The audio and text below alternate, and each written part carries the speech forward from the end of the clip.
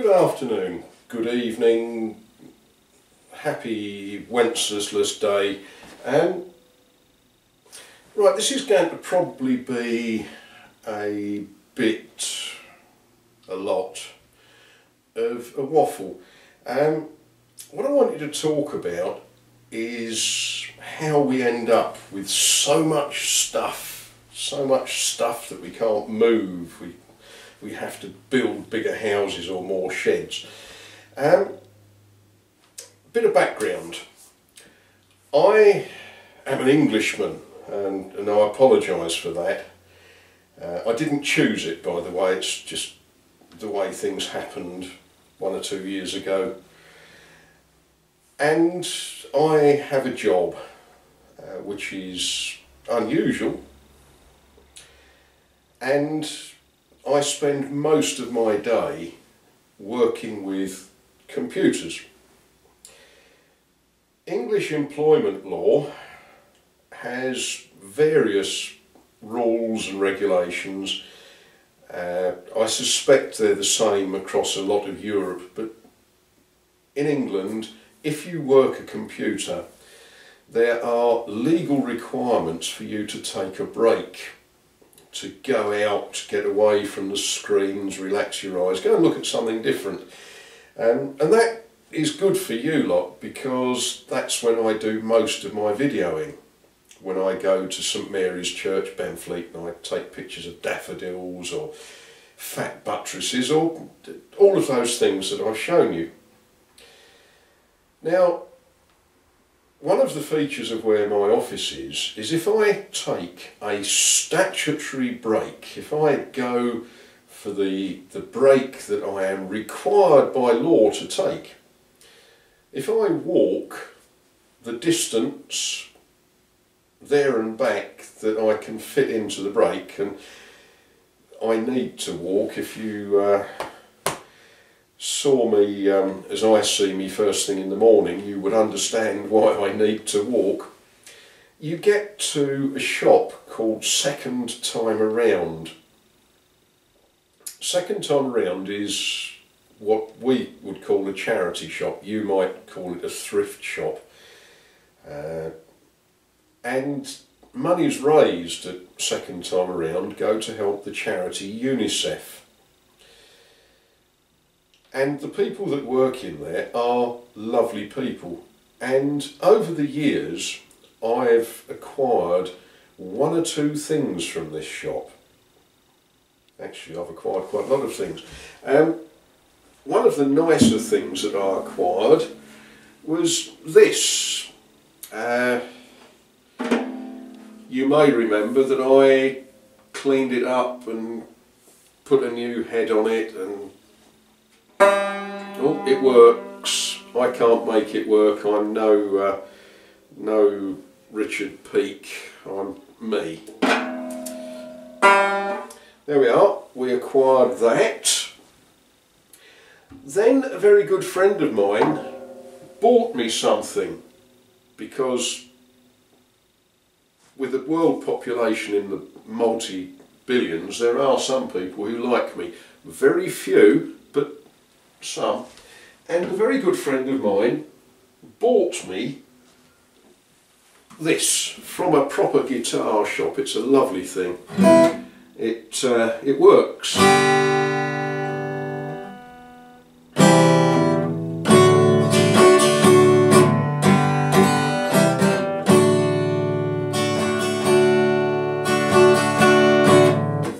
Enough.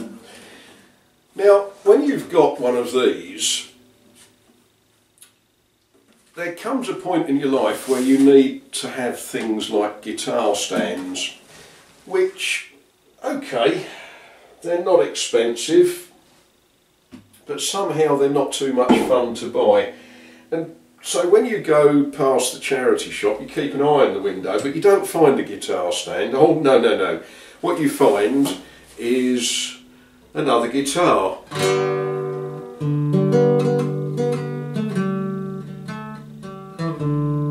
Think that one needs a tune. And then one day, now you've got 2 guitars and a banjo, one day you think, I need a guitar bag, and you walk past a charity shop. In this case it was the Havens Hospice charity shop in Leigh-on-Sea, and in the window they've got a guitar bag with a guitar in it, and you think, I want a guitar bag. And the ladies in the shop said, you don't want that guitar, it's broken. And I said, well, I'll have a look at it. And it was broken.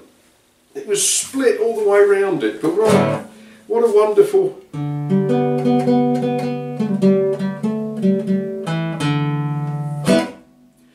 So we buy another guitar.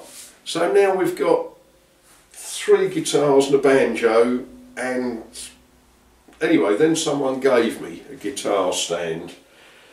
So I've got 1 guitar stand, loads of guitars, and the ladies that work in the UNICEF shop, they put things to one side for me. They said, oh, he'll be coming in and he likes.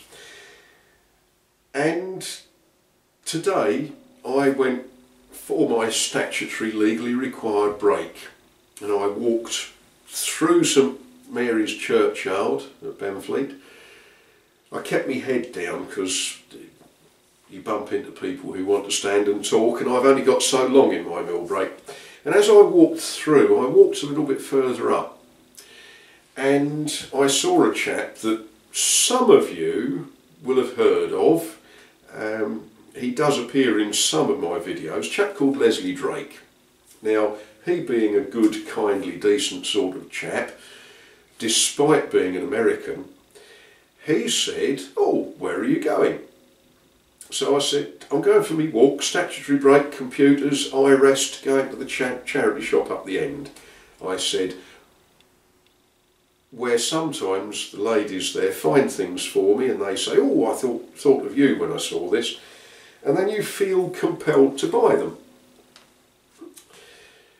So he said, oh, that's, yeah, jolly good. He said, so you don't want to lift it? No, I don't want to lift anywhere, this is my walk. He said, oh, okay. Well, I got to the UNICEF charity shop today, and I walked in, and one of the ladies said, I thought of you, she said. When that came in, I thought of you. Look at that, a guitar stand. So now I've got 1 banjo, 3 guitars, 2 stands. Except I haven't, because the guitar stand came with, and you'll never believe this, of course, a guitar in a bag. And the lady behind the counter, her name's Olive, by the way, she's a lovely lady. She sort of goes down my wallet more often than a lot of other people I know. She extracted money for me and handed me a guitar in a bag and a guitar stand, and she said, can you give us a tune on it? Well, I'd like to, except when I picked this up and I thought I better just see how it works, picked it up,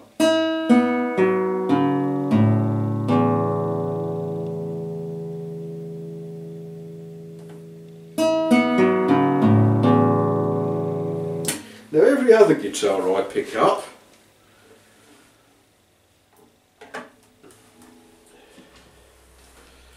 goes,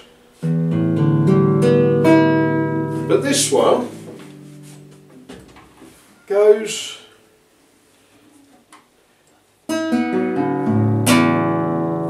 ooh. So there we are. So I'm not going to play this, not today. Incidentally, I do know it's strung for a left-handed person. Incidentally, I have looked at the nut. Can you see the nut? And it's a right-handed guitar that someone has strung left-handed. It's not a left-handed guitar. So I think those strings will come off and go round, and I might tune it and I might see how well it plays.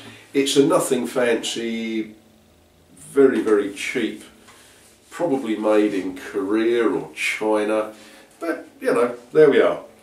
But of course that is how we acquire stuff.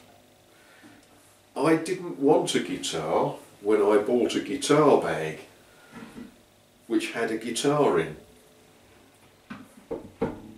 I didn't want a guitar when I bought a guitar stand that had a guitar with it. There we are. If you know anyone who's short of guitars, let me know. Anyway, what I'm going to do now, I'm going to cook my dinner and then I'm going to eat it. Happy Christmas.